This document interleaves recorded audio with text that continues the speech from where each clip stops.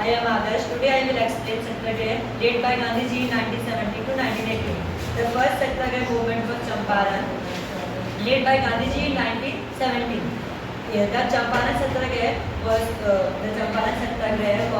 to farmers were forced to plant their 50% of their land with the indigo crop. The Kheda Satyagraha was the second Satyagraha led by Gandhiji in 1980. The main aim of this Satyagraha was because peasants were high charging taxes. So Gandhiji support both Satyagraha and both Satyagraha is successful. Going to learn about non-cooperation movement held in 1920. We all know that all the mass movements was organized by Mahatma Gandhi. So non-cooperation movement was the first mass movement held by Mahatma Gandhi.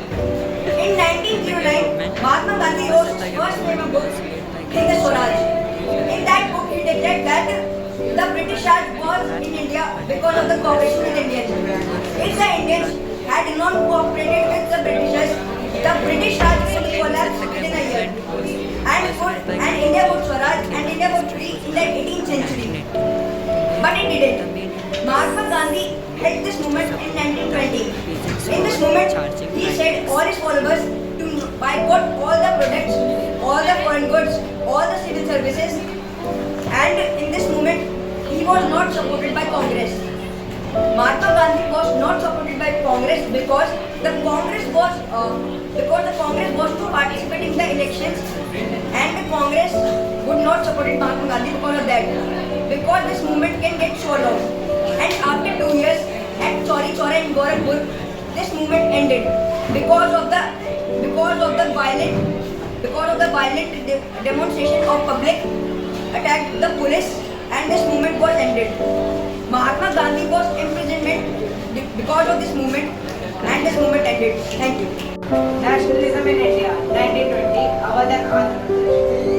In our countryside, when the Protestant revolution started in our cities, the Protestant revolution also started in the village side too. But there were two main movements led in two main states, Awadh and Andhra Pradesh.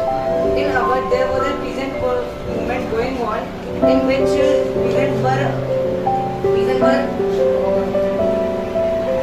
landowners exploited the peasants and forced them to work for many times, and they also want to do bigard with the people. So there come a hero called Baba Ramchandra with Jawaharlal Nehru and made an organization which was Kisan Sabha.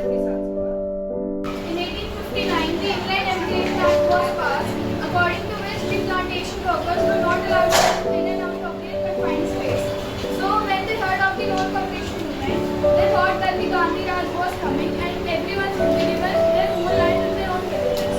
So they misinterpreted the idea of the Swaraj. Good morning everyone. So our today's topic is the Salt March. As you all know that Mahatma Gandhi found salt a way to unite the nation. On 31 Jan 1930, he wrote a letter to Viceroy Irwin stating 11 demands.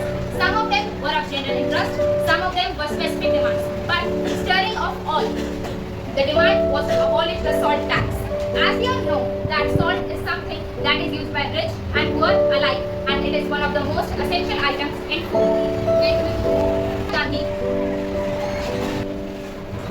Mahatma Gandhi revealed the most oppressive face of British rule.